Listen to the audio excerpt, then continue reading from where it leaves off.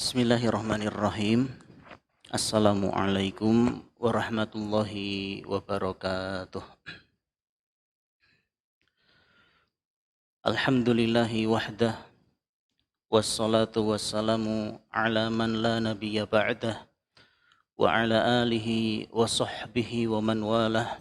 Wa la hawla wa la quwwata illa billahi rabbil izzati wal jalalah. Allahumma inna nas'aluka ilman nafi'a wa rizqan thayyiba wa amalan mutaqabbala.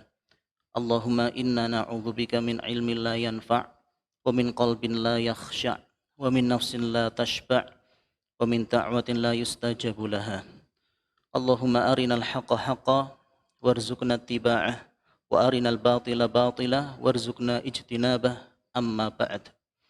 Alhamdulillah, para jamaah kaum muslimin dan kaum muslimat rahimani wa rahimakumullah, kembali kita bersyukur kepada Allah Subhanahu wa taala karena dengan rahmat Allah Subhanahu wa taala segala kebaikan menjadi sempurna sehingga kita bisa merasakan sempurnanya nikmat Allah Subhanahu wa taala yang terdapat pada diri kita ini, berupa kesehatan, berupa kesempatan, berupa waktu luang, kesehatan juga, sehingga kita bisa melanjutkan kembali pengajian kita dari kitab Riyadhus Shalihin, buah karya dari Al-Imam An-Nawawi rahimahullah. Kemudian salawat beriring salam semoga senantiasa tercurahkan kepada Nabi Agung Nabi Muhammad sallallahu alaihi wasallam, kepada keluarga beliau, para sahabat, serta umatnya yang senantiasa mengikuti sunnah Nabi hingga hari kiamat nanti. Para jemaah yang dimuliakan Allah Ta'ala, kita malam hari ini sudah masuk bulan Sya'ban.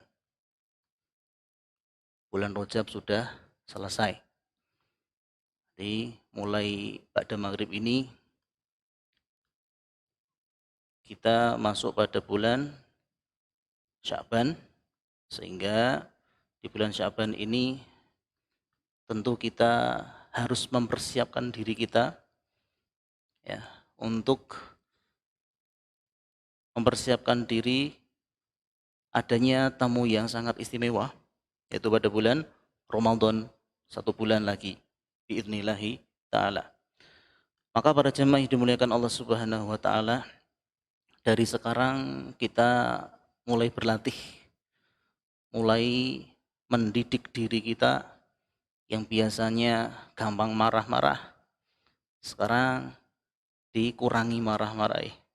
Kalau bisa dihilangkan temperamen tersebut. Yang biasanya suka ghibah, suka ngomongi aib orang lain, mulai detik ini kita kurangi, karena kewajiban kita bukan mengurangi, tapi menghilangkan perbuatan dosa dari diri kita semua. Sehingga kita berjumpa di bulan Ramadan dalam kondisi siap lahir dan batin untuk memperbanyak amal, menempa diri untuk memperbanyak amal soleh, bekal menuju akhirat kepada Allah Subhanahu wa ta'ala kelak. Para jemaah yang dimuliakan Allah Subhanahu wa ta'ala, kita melanjutkan pembacaan masih seputar bab al-mubadarah ilal khair, ya, ilal khairati wa hathi man tawajjaha li khairin. Bab bersegera melakukan kebaikan, ya. Bab segera melakukan amal kebaikan atau amal soleh. Kita masuk pada hadis yang ke-89. Nomor 89 itu nomor kitab. Adapun di nomor bab hadisnya yang ketiga. Baik. Bismillahirrahmanirrahim. Qala al-Imam An-Nawawi rahimahullah ats-tsalits. Hadis yang ketiga. An Jabirin radhiyallahu anhu qala, dari sahabat Jabir, semoga Allah meridhoinya, beliau berkata, qala rajulun linnabiyyi sallallahu alaihi wasallam yauma Uhudin. Bahwasanya ada seorang lelaki yang mana dia pernah berkata kepada Nabi sallallahu alaihi wasallam pada hari perang Uhud. Lelaki di sini enggak disebutkan namanya. Ya, dia namanya disembunyikan, dirahasiakan. Niku istilahipun neng pelajaran hadis, ilmu hadis namanya mubham. Mubhamur rawi. Jadi perawi hadisnya itu dirahasiakan. Ya. Baik. Nah, ada lelaki bertanya kepada Nabi Shallallahu Alaihi Wasallam di saat perang Uhud. Kejadian pada perang Uhud. Dia berkata, Ya Rasulullah, ara'aita in qutiltu fa aina ana? Wahai Rasul, apa pendapat Anda jika saya terbunuh di perang Uhud ini? Kelak saya ada di mana tempatnya? Surga atau neraka? Qala sallallahu alaihi wasallam fil jannah. Nabi sallallahu alaihi wasallam ngendika, kamu nanti ada di surga. Kemudian apa yang dilakukan lelaki tadi yang bertanya dan telah mendengar jawaban dari Nabi sallallahu alaihi wasallam, dia tiba fa'alqa tamaratin kunna fi yadih. Ia pun melemparkan kurma yang masih ada di genggamannya. Berarti sebelumnya dia sedang makan kurma. Setelah Nabi memberitakan kalau sampai kamu meninggal dunia ikut perang Uhud ini di jalan Allah, engkau terbunuh, maka nanti tempatmu di surga. Dia pun melempar kurma yang ada di genggaman tangannya. Tsumma qatal.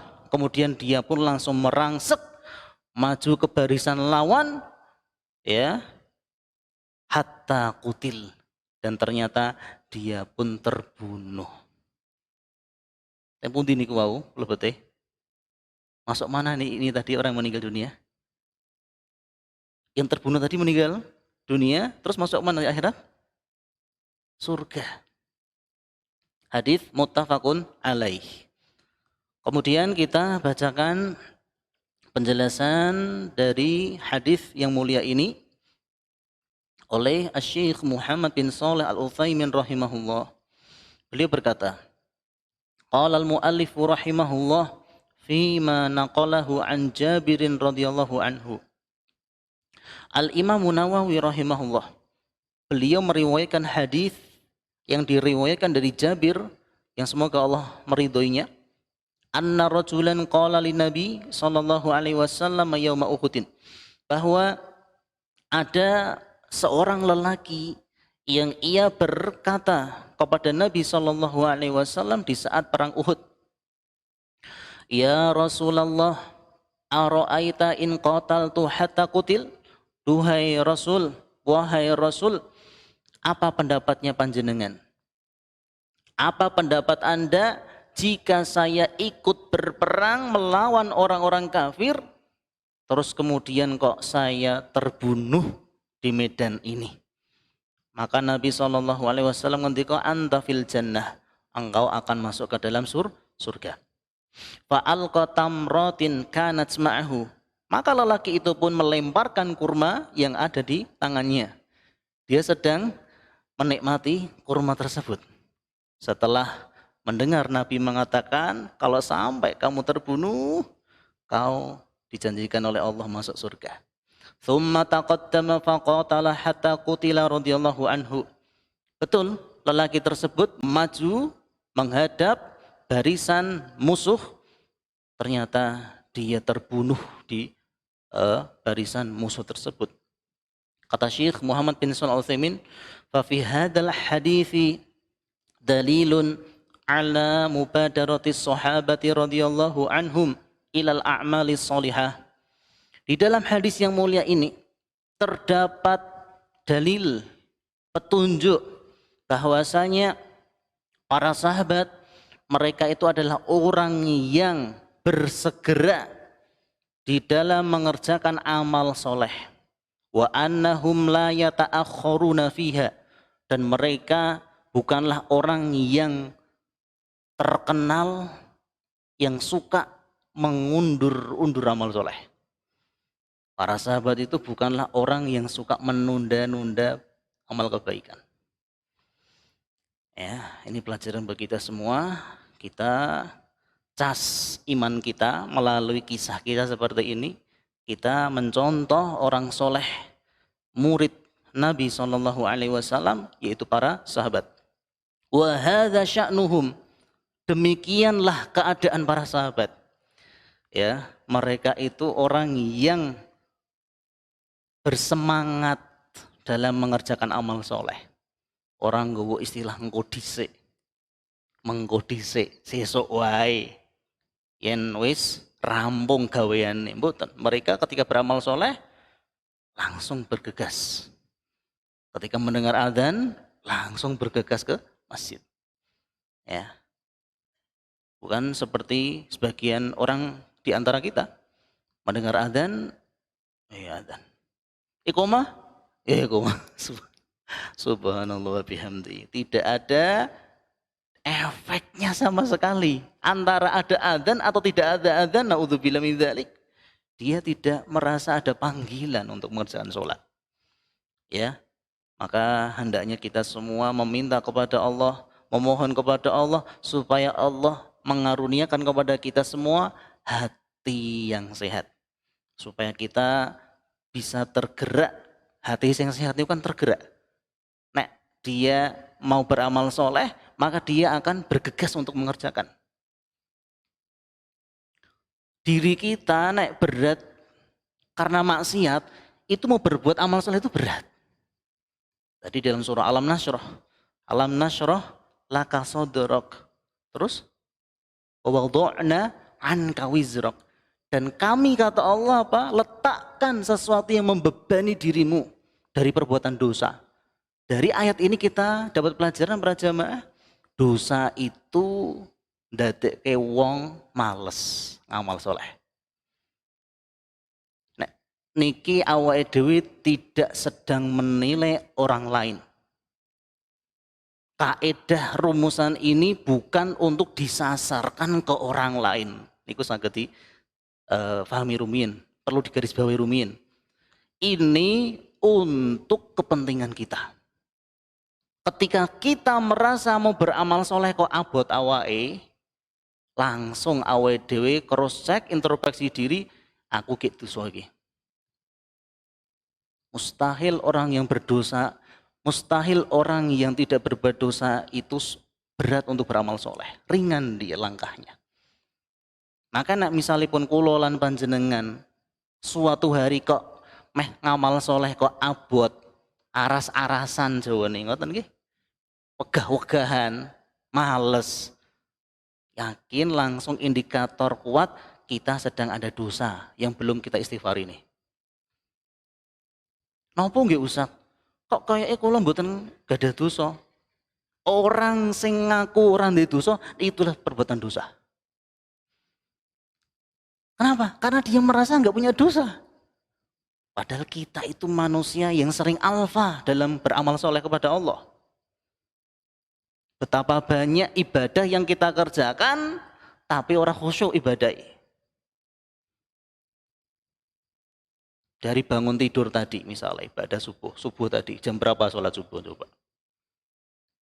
Pas adzan atau pas pas apa? Mak yang mangkat sekolah, naudzubillah min dzalik. Pas zuhur misalnya, tadi zuhur, Jumatan nih tadi ya. Pas sholat Jumat, bagaimana tadi reaksi kita mendengar adzan?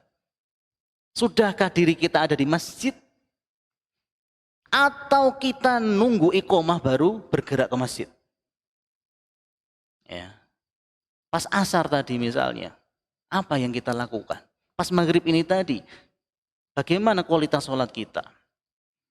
Nah kan panjenengan sami kan kita semua kan bisa menilai, oh ibadah sholatku ke waktu zuhur atau Jumatan tadi, atau asar tadi, atau maghrib ini tadi. kurang berkualitas. Itu ya dosa para jemaah. Padahal Allah Ta'ala itu menginginkan kesempurnaan ibadah para hamba. Nek awake dhewe ibadah kok nglakoni ini ngasal. Sing penting ibadah, sing penting rampung. Lah, aja duwe rumusan wong muslim niku ngibadah sing penting rampung. Supados napa? Supaya ibadah kita berkualitas. Nah, ibadah kualitas pahalane ya luwih gede. Pengine awake dhewe rampung kewajibane pahalane gede. Penak teman. Ya. Maka semua butuh usaha. Oke, seperti para sahabat radhiyallahu anhum, mereka mencontohkan untuk kita semua, mereka orang yang bergegas, bersegera untuk menuju amal soleh, tidak menunda-nunda. Walihada kanat lahumul izzah. Oleh karena itu, mereka itu punya wibawa. Wibawa. Wibawa itu enggak harus jadi tentara. Wibawa itu enggak harus jadi polisi. Enggak harus jadi calon presiden. Enggak harus jadi menteri, enggak. Atau wibawa itu bukanlah orang yang suka teriak-teriak, akeh ngomongin, enggak. Orang yang punya kemuliaan, wibawa tersebut adalah dia adalah buah dari ketakwaan seorang hamba kepada Allah. Ketika kita berusaha menjadi hamba yang bertakwa kepada Allah dengan sesungguhnya, Allah akan menghadiahi yang namanya wibawa tadi. Jadi nggak perlu datang ke dukun. Boleh apa?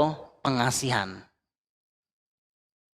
Daripada datang ke dukun, kita beramal soleh dengan sebaik mungkin sesuai dengan syariat, kita akan mendapatkan itu namanya wibawa. Sebagian orang golek pengasihan melayuni ning dukun. Mau dukun ora tau salat dijaluk itu loh. Ya. Nauzubillahi min dzalik. Karena Nabi SAW bersabda, "Man ataka hinan au arrafan fasaddaqa bima yaqul lam tuqbal sholatuhu arba'ina yauman." Barang siapa yang mendatangi dukun atau paranormal, ngakune mbuh kiai lah. Awake dhewe niku ampun silau, ampun wah. Ketika ada orang ngaku-ngaku paranormal, ngaku kiai dalam tanda petik, ngaku seorang pinter dalam tanda petik, kemudian percaya begitu saja, jangan. Bisa jadi dia adalah seorang dukun. Na'udzubillahi min dzalik. Barang siapa yang mendatangi dukun atau penyihir atau tukang ramal, kemudian tanya tentang sesuatu dan dia membenarkan, kata Rasul SAW, tidak akan diterima sholatnya selama 40 hari 40 malam. Niku hukuman sing abot lho para jamaah. Jenengan sholat ora dikai pahala. Untuk keseletok. Na'udzubillahi min dzalik. Maka jangan sampai kita bersahabat dengan para dukun. Kecuali dukun pijet, dukun bayi, ya, terus dukun apa mana? Dukun motor. Saya pernah lihat ada dukun motor ya. Baik, Allah musta'an. Fit dunia wa fil akhirah. Oleh karena itu, mereka para sahabat, mereka itu punya wibawa baik ketika hidup di dunia maupun nanti di akhirat. Loh, di dunia kita tahu wibawa seperti apa. Nah, terus di akhirat bagaimana? Ialah kedudukan yang sangat tinggi di surganya Allah Subhanahu wa taala. Wa nadhiru hadza, kemudian kejadian yang lain yang mirip seperti hadis yang barusan kita sampaikan. Anna Nabiyya sallallahu alaihi wasallam khataban nasa bi yaumi idin atau khataban nasa yauma idin. Dahulu Nabi sallallahu alaihi wasallam pernah berkhutbah menyampaikan tausiah kepada para manusia pada hari Idul Fitri. Ya. Tsumma nazzala fataqaddama ilan nisa'i fakhatabahunna. Kemudian beliau turun dari mimbar mendatangi jamaah ummahat, ibu-ibu. Kemudian Nabi menyampaikan tausiah kepada mereka. Apa isi tausiahnya? Wa amarahunna bis-shadaqah. Nabi perintahkan kepada para perempuan, para wanita muslimat untuk bersedekah. Faja'alatil mar'atu minhunna ta'khudhu kharsaha wa khatamaha. Tiba satu dari jamaah perempuan tadi, salah satunya tiba-tiba dia melepas anting-antingnya. Toko-toko perhiasan yang dia pakai di dalam jilbabnya diambil, kemudian cincinnya dia lepaskan, kemudian wa tulqihi fi thawbi Bilal. Kemudian dikumpulkan di kain yang dibawa oleh Bilal bin Rabah. Nabi memerintahkan tok, wahai muslimah, perbanyaklah sedekah oleh kalian. Tak selang berapa lama, 1 menit, tiba-tiba langsung lepas perhiasannya, sing ora nggo duit, perhiasannya dilepas, langsung diparing ke Rasulullah SAW untuk bersedekah. Jadi mboten sahabat laki-laki mawon, sahabiyah nggih sami. Mukmin mukminahe lanang lan wadone. Itulah murid-murid Nabi SAW yang Nabi berhasil mendidik mereka semua. Sehingga dengan satu perintah saja bergerak langsung ya mengerjakan amal soleh.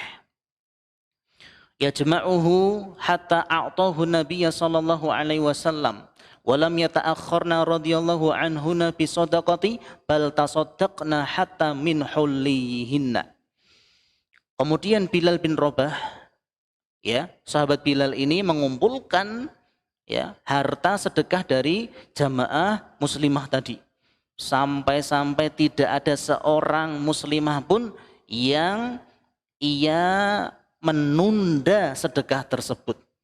Sampai-sampai ada di antara mereka melepaskan perhiasan yang mereka bawa yang digunakan untuk sedekah tersebut. Hadis muttafaqun alaih. Para jemaah yang dimuliakan Allah Subhanahu wa taala. Tadi hadis faedah yang pertama bahwasanya hadis yang kita bacakan tadi ada dalil petunjuk bahwasanya para sahabat itu adalah mereka orang yang bersegera melakukan amal soleh. Faedah yang kedua, fi hadits Jabir minal fawaid anna man qutila fi sabilillah fa innahu fil jannah. Hadis yang kita bacakan tadi, hadis yang ketiga ya, bahwasanya seseorang yang meninggal dunia ya sebab dia berperang di jalan Allah, maka dia akan masuk ke dalam surga. Walakin akan tetapi man huwallazi yuqtalu fi sabilillah. Kriteria orang yang meninggal dunia di jalan Allah itu seperti apa? Apakah orang yang tiba-tiba dia membawa bom, rompi jerone isine bom, detektor, kemudian meledakkan diri bersama orang sekitarnya? Apakah ini disebut jihad fisabilillah? Seperti apa kriteria fisabilillah menurut Rasul?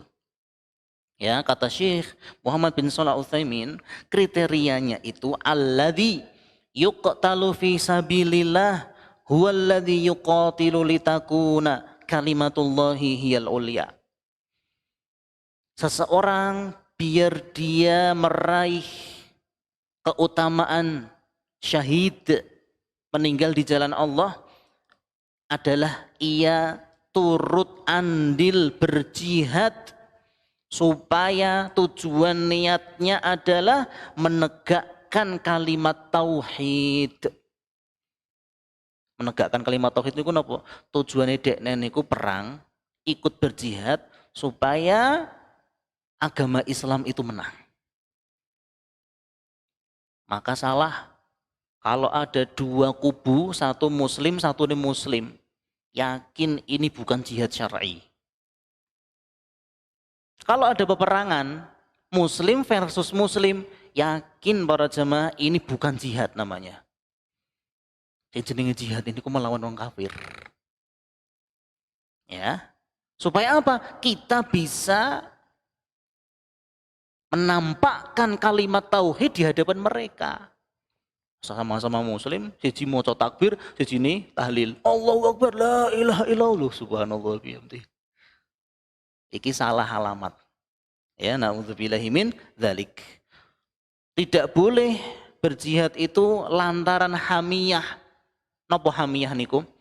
Hamiyah itu adalah fanatisme golongan. Mungkin fanatisme organisasi atau fanatisme yayasan. Beda yayasan, jihad berperang. Lu podo-podo ini muslim kok berjihad melawan yayasan lain. Atau fanatisme suku. Madura versus Kalimantan misalnya. Tidak benar ini. Padahal sing berhadapan sama-sama muslim, tidak benar itu. Atau Jawa versus Batak misalnya. Dan semisalnya, itu fanatisme golongan. Jihad itu bukan didasari fanatisme golongan tertentu. Wala syaja'ah, bukan pula sebab kita supaya dikenal orang lain orang pemberani. Kalau ada orang berjihad fisabilillah niatane gen dikenal, gen tenar, wonge kendel banget. Salah niat nih kok. Ya. Atau riaan, niatannya ria supaya mendapatkan pujian orang-orang. Supaya nanti kalau dia meninggal dunia dibuatlah patung monumen supaya mengingat jasanya dia. Hati-hati nih. Maka jihad itu berat para jamaah. Bukti pembahasan jihad berat, para ulama menika semua madhab, Hambali, Syafi'i, ya Maliki, dan Abu Hanifah, mereka meletakkan bab jihad di halaman terakhir. Pembahasan bab terakhir diajari pembahasan jihad. Napa? Abot materi ini. Gak sembarangan orang layak untuk berkata-kata komentar pembahasan jihad. Nek bener ora apa-apa lah, nek orang di ilmu menyesatkan itu. Jadi ini apa? Pecaos. Nanti perang antar suku, perang antar yayasan dan semisalnya. Padahal itu tidak syar'i. Ngoten nggih. Sesungguhnya jihad itu yang benar supaya kita menegakkan kalimat Allah Subhanahu wa taala, kalimat tauhid menjadi tinggi. Kemudian faedah yang selanjutnya yang ketiga, wa fi hadza dalilun ala hirsi sahabati radhiyallahu anhum ala ma'rifatil umur. Di dalam penjelasan hadis yang kita baca tadi, hadis yang ketiga dari sahabat Jabir tadi, ada pelajaran bahwasanya para sahabat mereka adalah orang yang semangat untuk mengetahui ilmu. Panjenengan kok semangat belajar ilmu agama, berarti jenengan wonten contohi. Ya, ada yang mencontohi siapa? Mereka para sahabat radhiyallahu anhum. Para sahabat radhiyallahu anhum, mereka itu orang yang semangat di dalam mencari ilmu agama. Baik, li'anna hadzal rajula sa'ala Nabiyya sallallahu alaihi wasallam. Karena lelaki tadi bertanya kepada Nabi sallallahu alaihi wasallam tentang kondisinya dia. Wa kana hadza min adatihim annahum la yafutuna al-fursata hatta yas'alun Nabiyya sallallahu alaihi wasallam. Demikianlah kondisi para sahabat. Ketika mereka bersama dengan Nabi sallallahu alaihi wasallam, mereka tidak membiarkan kesempatan emas ini berlalu begitu saja. Para sahabat itu, nek misalnya kayak cerak posisi nih, kalian baginda Rasul sallallahu alaihi wasallam mesti bertanya, konsultasi. Ya Rasulullah, niki hukumnya nopo, niki hukumnya nopo, itu dimanfaatkan para jemaah. Ya. Sudah harusnya seperti itu. Kalau kita seorang muslim yang haus akan ilmu agama, hendaknya kita itu suka dekat dengan ustadznya. Ya, jalin komunikasi. Ustadznya kok mendel wae, iya jenengan sing ngejek komunikasi. Aja ustadznya terus sing kon mulai. Malu Ustaz, ya. Karena belum kenal, ya maka kenalan, ya. Siapapun ustadznya, enggak harus saya, ya. Siapapun ustadz yang mengajarkan ilmu agama yang baik bagi kita semua. Maka hendaknya kita jalin komunikasi yang baik. Tentu di antara adab seorang penuntut ilmu dengan gurunya, ngapunten meskipun gurunya itu umurnya, usianya jauh lebih muda dibandingkan jamaahnya. Tapi jangan lihat dari muda. Bobot ilmiahnya bagaimana? Kalau memang kenyataannya ilmunya luas, pemahamannya luas dan ilmunya matang, ya akui. Akui kebenaran itu. Kalau kita nggak mengakui kebenaran, sama siapapun kita belajar, mustahil awedin di ilmu. Mustahil. Siapapun guru kita, kalau kita nggak mengakui kita lebih rendah dibandingkan beliau, maka kita nggak akan pernah mendapatkan ilmu dari beliau. Lah napa? Sopo dekne ngomong aku luwih apik. Ya, itu adalah sombong. Nauzubillahi min dzalik. Baik. Ini ya para sahabat radhiyallahu anhum, mereka senantiasa memanfaatkan kebersamaan mereka dengan Nabi SAW untuk bertanya konsultasi masalah agama. Baik. Li'annahum yastafiduna min hadza ilman wa amalan. Para sahabat mereka itu mengambil faidah kesempatan ini dari Nabi SAW berupa ilmu dan amal. Fa inal ilma bisyari'ati qad manallahu alaihi bil ilmi. Sesungguhnya seseorang yang baru masuk kepada level wawasan, oh iki halal, iki haram, oh iki wajib, iki sunnah, baru wawasan tok mawon, nembe level batas hanya ilmu dulu, pengetahuan saja, belum beramal, itu merupakan keutamaan para jamaah. Panjenengan minimal tahu sebuah hukum dalam syariat Islam. Contoh, nopo hukume sholat duha, sunnah, alhamdulillah itu ilmu, itu adalah kemuliaan. Kemudian nopo hukume sholat witir, sunnah muakkadah. Nah, hal-hal yang seperti ini baru derajat level yang paling ringan. Kalau panjenengan sinau ilmu agama, belajar ngaji ilmu agama, kok baru masih taraf seperti ini? Ya, tidak boleh merasa besar hati dulu. Ya, tidak boleh. Karena apa? Masih ada konsekuensi berikutnya. Nopo? Diamal no. Thumma idza amila bihi fahadhihi minnatun ukhra. Maka apabila ada orang yang dia berilmu, kemudian dia mengamalkan ilmu yang ia tadi pelajari, ini juga merupakan rizki karunia dari Allah Subhanahu wa Ta'ala yang lain. Ilmu sendiri karunia, pemberian rizki dari Allah, amal soleh, sakit ngamal soleh, itu juga karunia. Maka para jamaah yang dimuliakan Allah Subhanahu wa Ta'ala, kok bisa nggih? Mong sebatas ilmu mawon dikatakan rezeki karunia dari Allah. Karena imam kita, Imam Asy-Syafi'i rahimahullah, beliau nate memberikan nasihat. Al-ilmu la ya'diluhu syai'un idza sahhatin niyyah. Ilmu itu ndak ada yang bisa mengunggulinya. Ndak ada sesuatu yang bisa mengungguli, menyaingi ilmu agama Islam dari amal soleh yang hukumnya sunnah.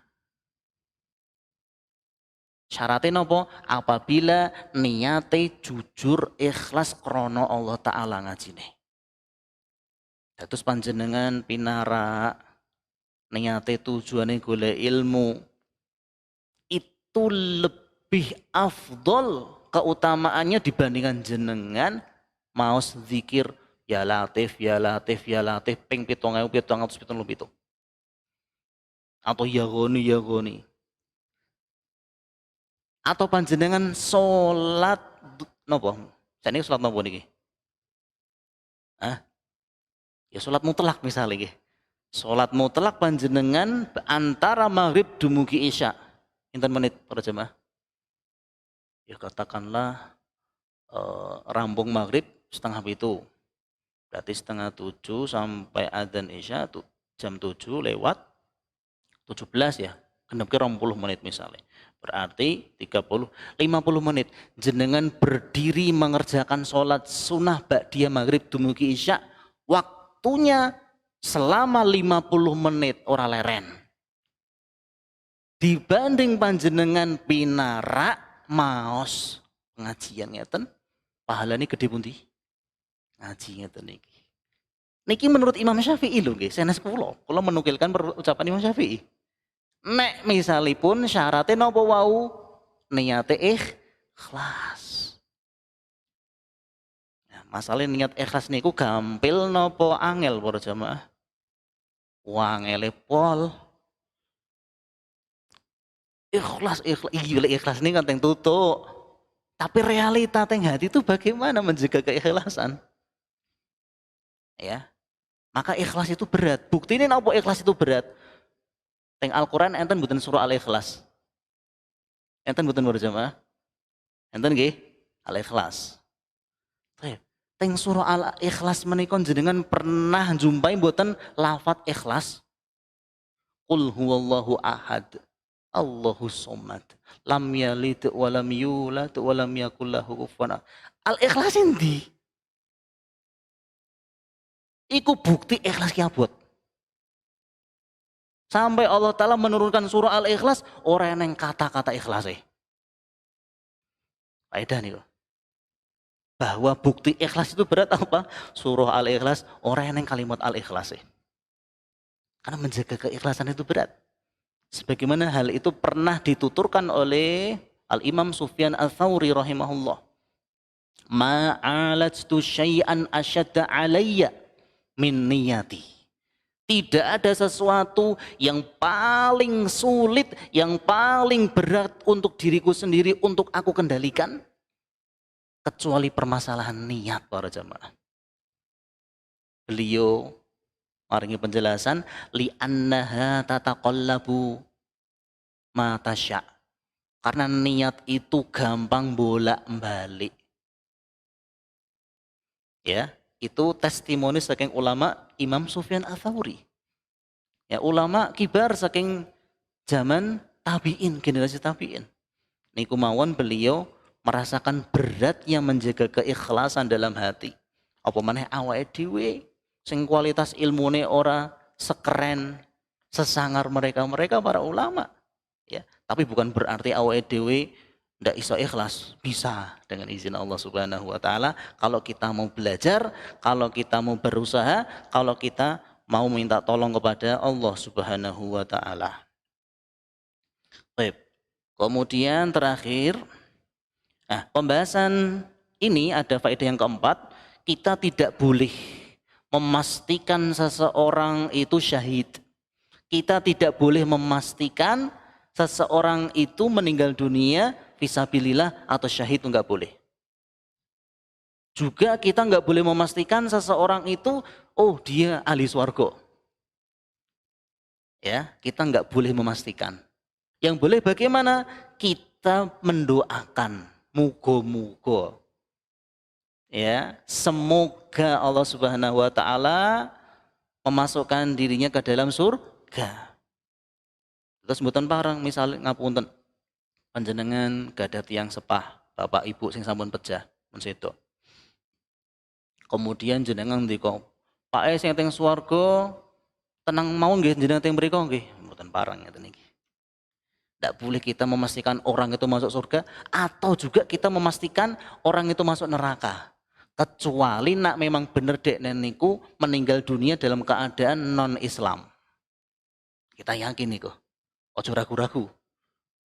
Orang meninggal dunia dalam kondisi agamanya selain Islam, ya, misalnya badi kremasi misalnya, badi kremasi nih kok, dibakar ya, tubuhnya itu dibakar jadi abu, naudzubillahi min dzalik.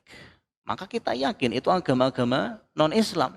Kita nggak boleh mendoakan rahmat bagi orang meninggal dunia dalam kondisi seperti itu. Dan kita yakin mereka bukan termasuk ahlul jannah. Lah kok sakit usah jare wau mboten angsal memastikan orang. Iya, karena Allah sendiri yang memastikan. Ya, karena hal itu Allah sendiri yang memberitakan. Maka kita wajib memastikan mereka adalah calon penghuni neraka. Sebab meninggal dunia dalam kondisi memeluk agama selain Islam. Nauzubillahi min dzalik. Baik. Ada pertanyaan? Enten, oke, ada pertanyaan. Kita akhiri dulu kajian kita pada pertemuan kali ini sampai hadis yang ketiga ya, baru satu hadis. Jadi satu pertemuan satu hadis. Terlalu lama buatan berjamaah? Enggak. Kurang, materi kurang banyak. Saya khawatir kalau menambah materi nanti ada yang mutah-mutah nanti. Ya. Ya idealnya ya kita itu ya belajar itu sesuai dengan kapasitas kemampuan. Ya, nah memang akademis ya, masa sehari satu pertemuan satu hadis kan yo kurang pas, ngerti ya. Tapi kalau jamaahnya umum seperti ini ya sudah sesuai dengan kemampuannya. Yang penting ngajinya itu dia paham, bisa difahami dengan baik, kemudian dia bisa mengamalkannya. Orang yang penting khatam. Penting khatam tapi ditekoi orang mudeng babar blas. Wah, itu aib nih nggih. Nauzubillahi min dzalik. Tapi demikian para jemaah yang bisa disampaikan. Mohon maaf atas segala kekurangannya. Kita cukupkan pertemuan malam hari ini dengan membaca doa kafaratul majelis. Subhanakallahumma wa bihamdika asyhadu an la ilaha illa anta astaghfiruka wa atubu ilaik. Walhamdulillahirabbil alamin. Wassalamualaikum warahmatullahi wabarakatuh.